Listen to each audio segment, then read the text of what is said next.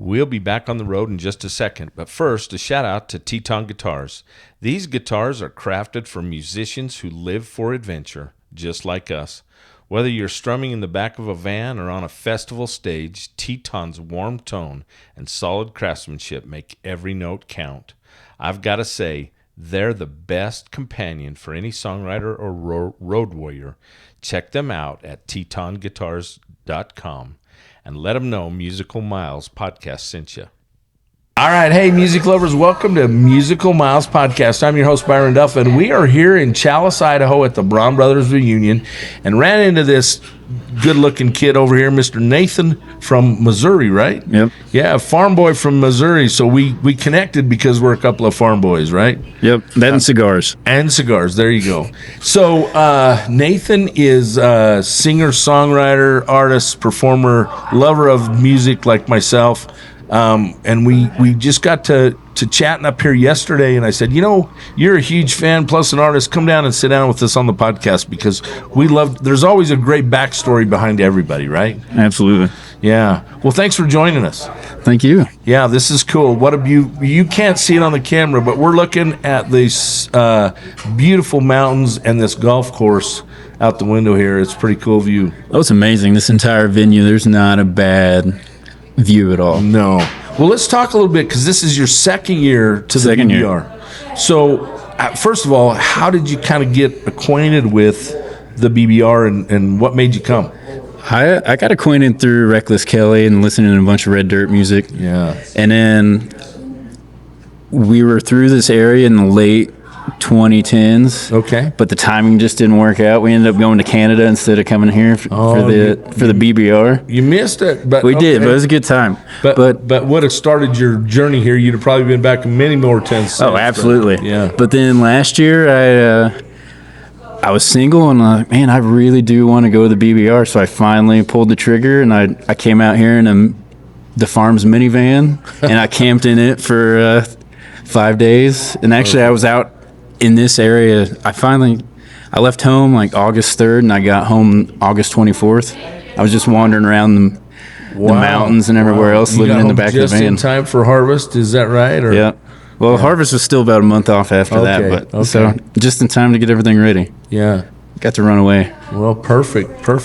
Well, so let's talk a little bit about your musical journey because you are an artist yourself. So you play the guitar. Yep. What kind of got you started? You come from a musical family?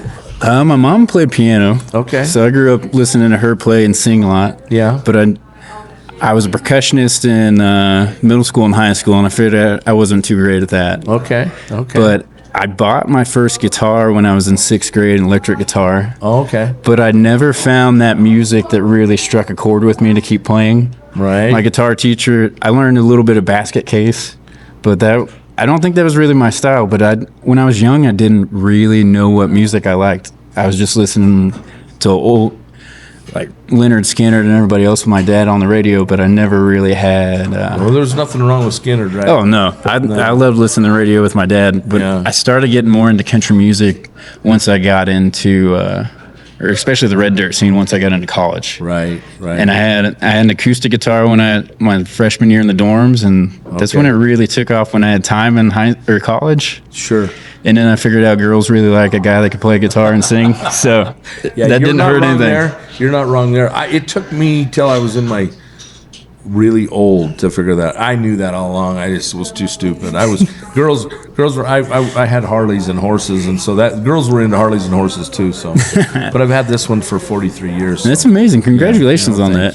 Thank you. She's pretty special. Anybody that put up with me for 43 years. Yeah, actually, that guitar case, I built a saddlebag to go on my motorcycle, so it went down through Arkansas, through Highway 7, and on some float trips down there. So cool. The guitar has gone on motorcycle trips with me too. There you go. I've yet to. Well, I don't have a motorcycle anymore or horses anymore. So our passion is the music deal. So that's fantastic. Yeah. Well, what better passion to have? Can you think of one? Not really, especially when you're traveling around to all these festivals and getting to be in this live music. I found that there's nothing more fulfilling. And there's no replacing live music. You know, absolutely not. People, and we've met a ton of people because they're like, well, how did you get into this? Are you? And I'm like, yeah, I play, but I play horrible. But I just love live. But there's no replacing live music, even with a CD. I mean, we interviewed an artist from Texas, Jared Morris, who does a Jared Morris Vibe podcast, and so he interviews a lot of artists himself. But he's an artist, and I'd listened to his music, and he's very talented, got some great original music. But we saw him live in Boise, Idaho, and there's no comparison. Absolutely he's just not. amazing live, and his music's good, but live. Well, I've also found that it truly is like we create everything from the inside out, and those artists, when you're live, you'll feel exactly what they're feeling in those songs. It's either the happiness, that sadness, like that anger, anything else. Like it truly comes out in person too. And you feed too. off the crowd, right? Yeah. The crowd gets involved. And They do. Like it's a full living organism. It's almost a religious experience, right? It is. Yeah. It is. Yeah. It is a church for me. Sure. I'd much rather go to a concert than church.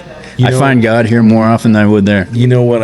I love someone quoted the lyrics to me the other night. After the concert here, we went over to some friends' tent and had some tacos and talking to this kid, and he goes, "This is like the Trace Adkins song," and I can't call the title of it, but it's about being more comfortable out on the lake fishing.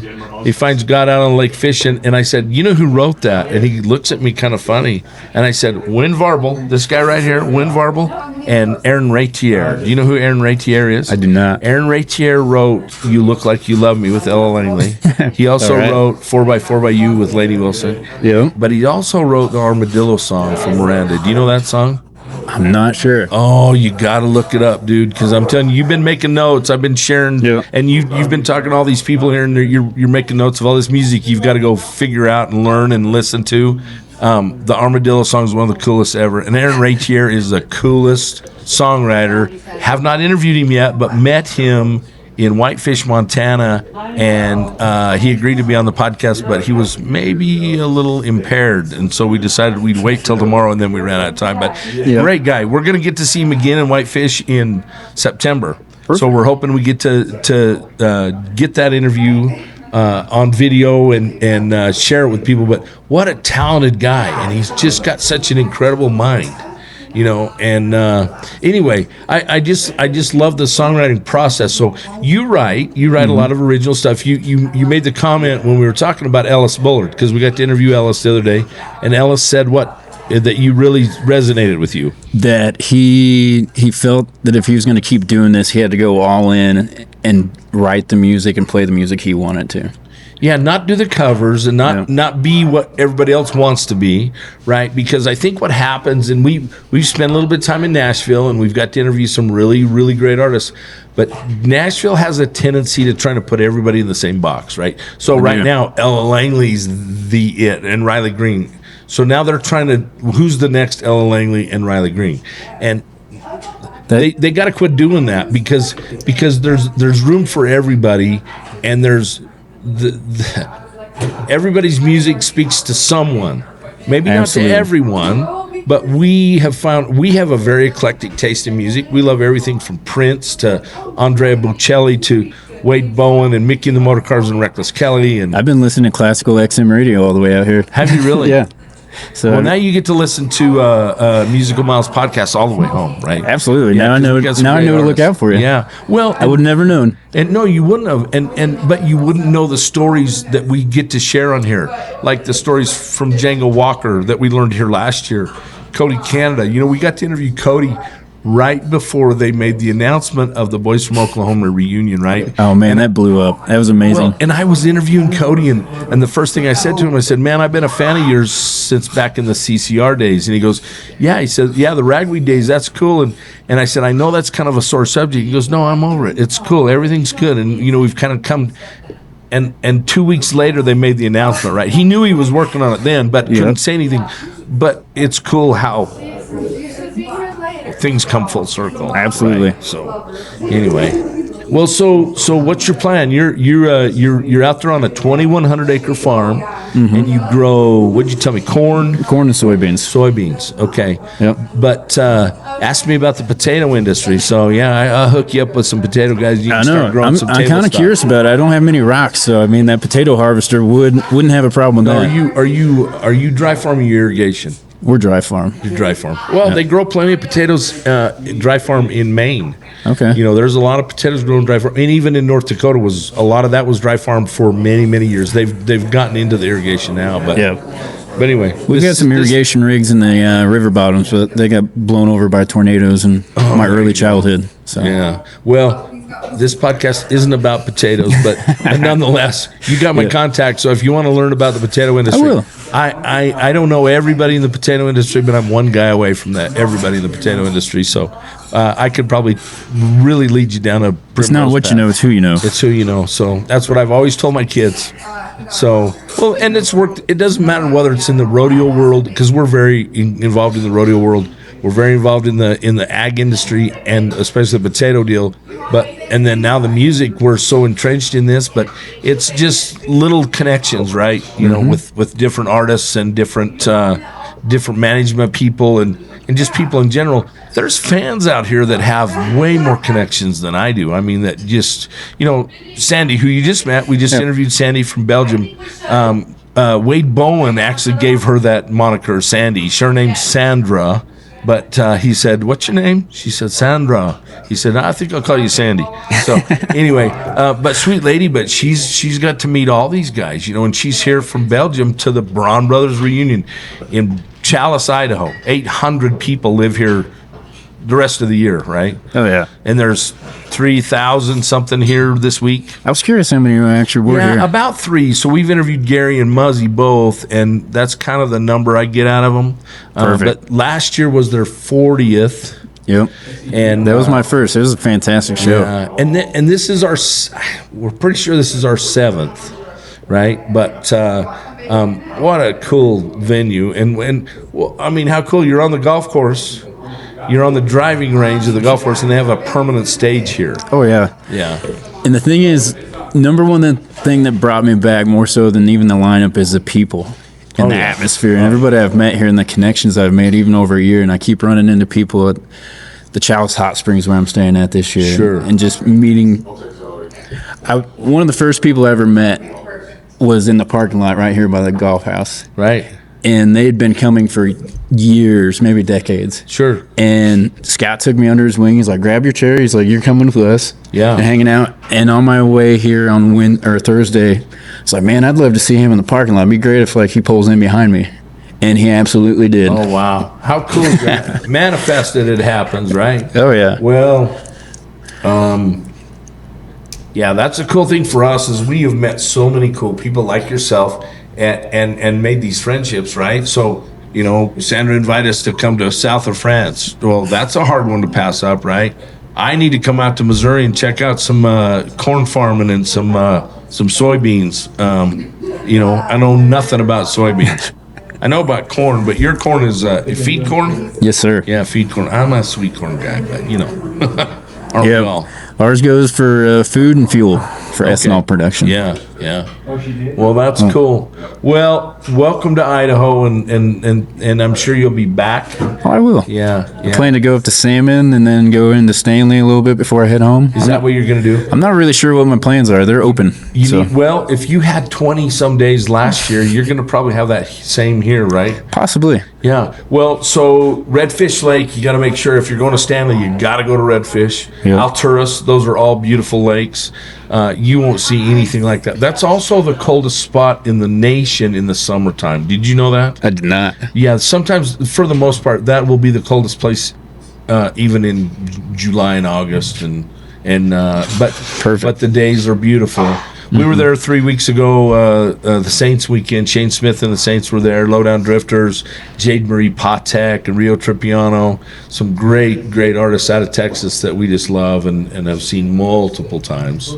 So, and got to interview Jade Marie and Rio in Texas.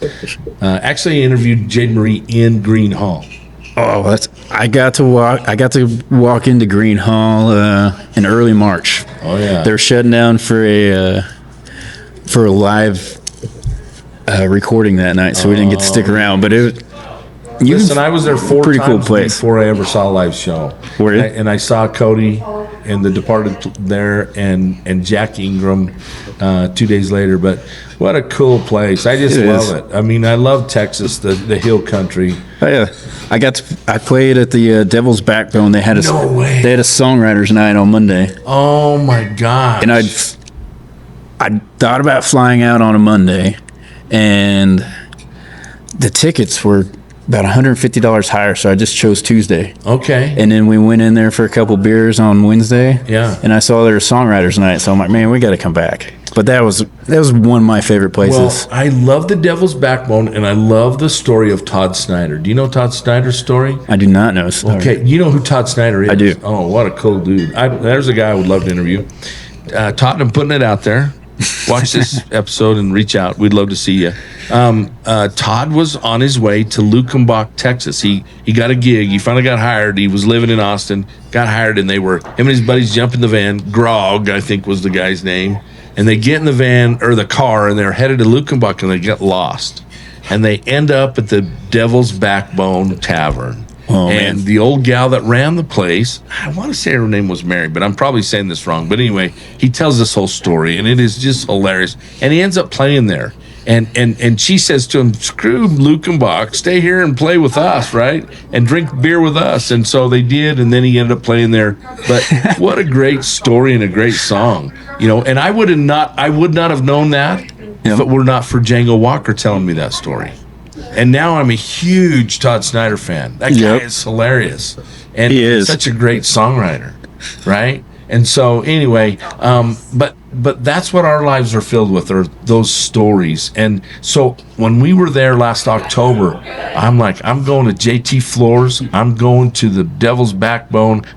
We're gonna see a show at Green Hall, whether it kills us or not, right? Yep. And then we got to, and Cody Canada's Kids, Waves in April, opened for him in Green Hall, which, they're a heavy metal band.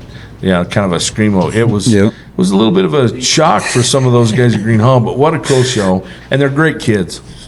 Almost sounds like the opposite of a Hank 3 show. Oh, Hank opens with country, and then he goes into his rockabilly in the end. Oh, yeah, I've not seen him either, but there's so much great music out there. There is. But I'm jealous that I didn't get to. I love songwriter rounds. I mean, that's one of my favorites, to get to sit and listen to the stories. Well, just know if you're in that area on a Monday, it's perfect time to go. Well, here, I'm going to give you a little spot if you don't know about it. Franklin, Tennessee, Kimbrough's Pickin' Parlor. Kimbrough's is an old house. Looks like it's going to fall down any minute, right?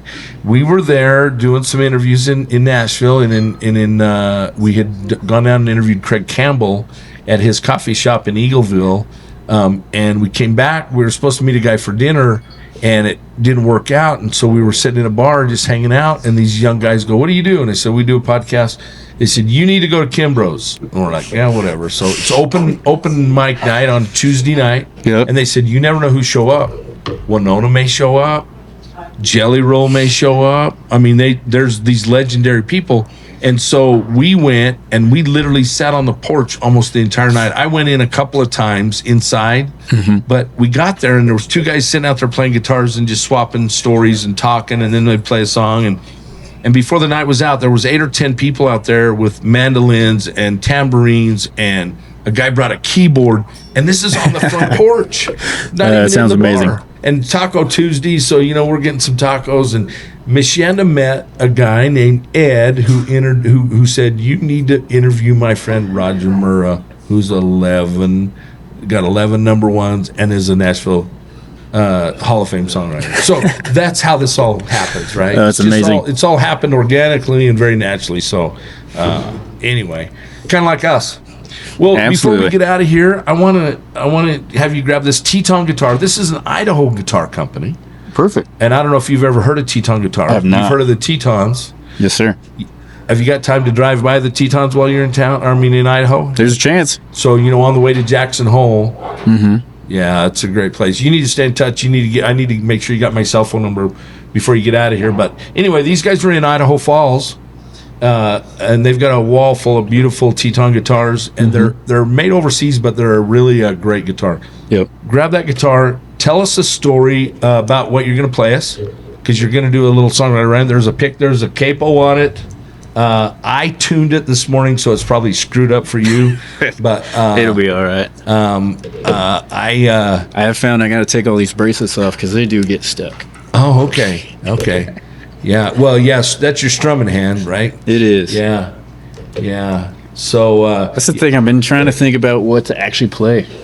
whatever you want, man. We're easy. Something original would be cool. Oh, it'll definitely be original. All right. It's just so on my way home from BBR last year, I found that I do a lot of riding when I'm driving. Sure. So I actually have a flip phone. Okay, I saw that. You're the one. In your generation, you might be one of 100 in the world that still use a flip phone. Yeah. Well, I decided in 2021 in April, I got a flip phone because I decided I want to step away from my smartphone again. Yeah. So it was about a 10-year hiatus from my flip phone. Not a bad but I love idea. it. So I carry a laptop and a hotspot. My phone also has a hotspot.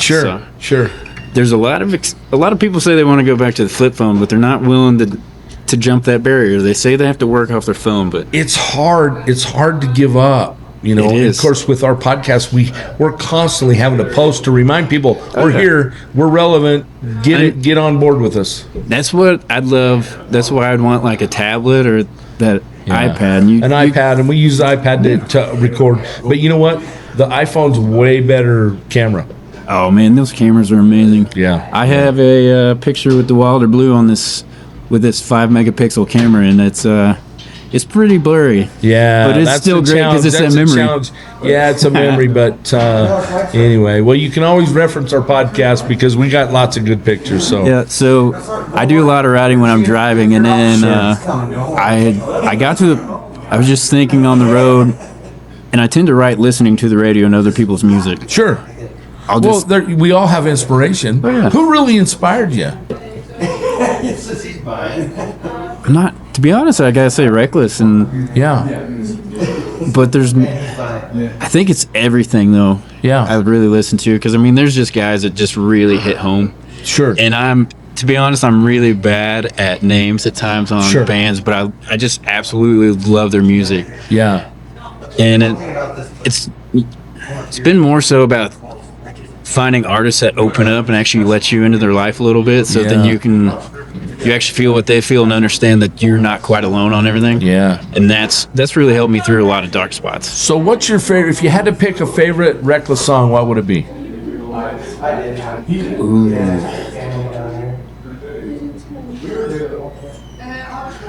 I gotta say, Wicked Twisted Road. There you go. That's got to be at the That's- top. Or 7 Nights in Ireland. That's That such a great story. it was Yeah. those were one of the first two, but Wicked Twisted Road was the first thing I Yeah. heard when I was in college. Yeah, And that was the first Reckless song I learned. yeah. Oh, that's cool. That's cool. And but I was driving home last year, and some song came on the radio, and some words started coming in my head. So Yeah. I started writing them down, and it is more or less the idea that we're working our life away for this idea that I'm trading my youth and my time for a chance to live later on in life. And I really feel like that's the wrong way to go, because I know I'm absolutely so fortunate to be able to go on a road trip and live out of a van for almost 3 weeks. But I think we need more of that, because when I was gone, I didn't miss a single thing in my house. No. I had my guitar, I had books. And guess what? The farm got along without you. And you know, here's what's crazy. And I'm with you a little bit, but I'm at that point now. I'm at that point in my life that I agree with you. You got to be able to live and explore and do fun things when you're young, right? And even when you have a young family, we had a young family. See the world and explore and do all those fun things. And then go to work in your 60s but I wouldn't agree with that now, because that's where I'm at, and we're getting to live what we want to do, right? Oh, absolutely. I just don't want people to hate their life so much that you're just drudging through it. Right. Like, when you do get that feeling, like, maybe do follow your guts a little bit. And you don't have to completely jump out. But you can change I ran careers. several companies and businesses, And I used to always tell my employees, remember this. This is your job, not your life. So remember to live your life, and don't miss out on those birthdays. Don't miss out on, because I missed my kids' birthdays. I missed funerals. I missed part of life because I was so committed. And guess what? I walked into a meeting last July 1st. I worked my ass off my whole life, and I have a Rolodex of connections and contacts deep as anyone's, and I'm pretty valuable. And I walked into a meeting, and they looked at me and they said, Byron, we can't afford you anymore. And you know, that sucks, to work your whole life to build that and then get to the point that they can't afford you anymore. And it was a bit of a shock. So that's why we did what we did. We said, screw it, we're going to start a podcast, and this hasn't made us a dime. But guess what? I can't tell you what it's worth. Oh, it's beyond any monetary value. Oh yeah. Cool. All right.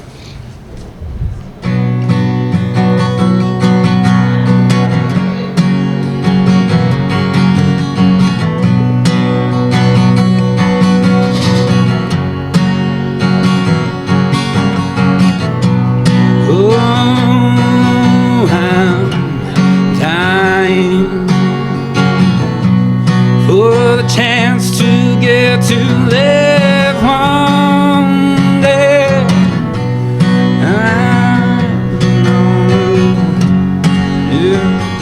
kind of forgetting the words a little bit.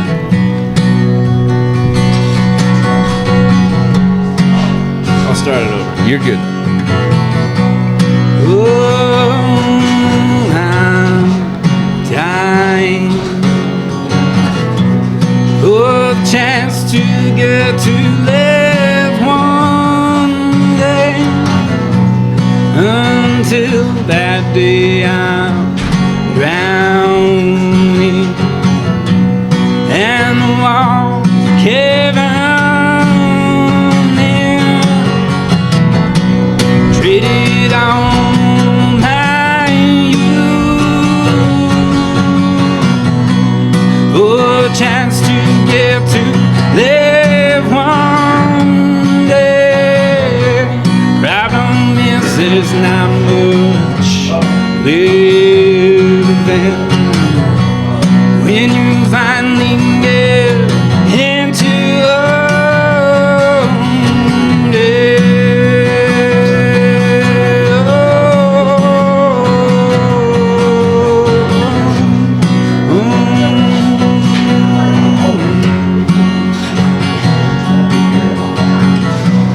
How we live for the weekend, hated my job 5 days of the week. I don't want to travel alone, 'cause my sweet wife, she's gone.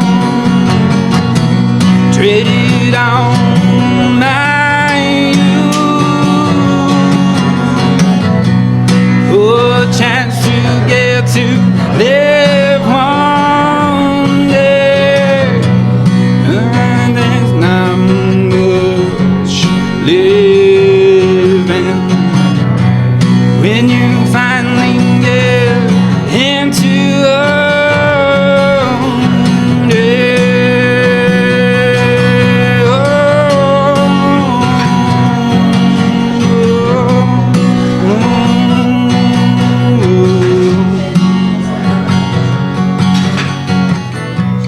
I've got money in the bank. I've been saving it to spend it one day. I don't feel much like doing anything. I think I'll just sit here and waste away. Dreading on my youth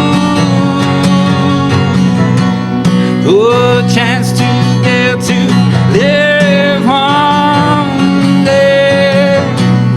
Until that day I'm drowning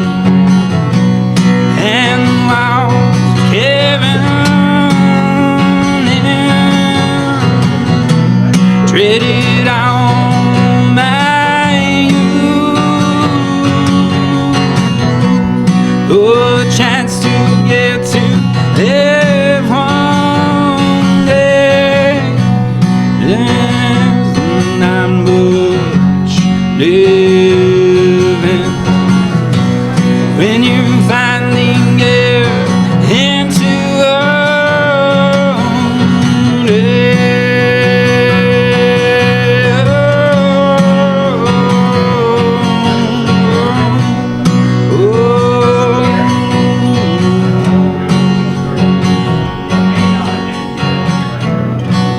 Oh, yeah. Oh, that was great. Thank you so much. Yeah, here, before you put that up, autograph that. Hey, you traded your youth for a chance to live, someday. And there's a lot to that. I'm just telling you.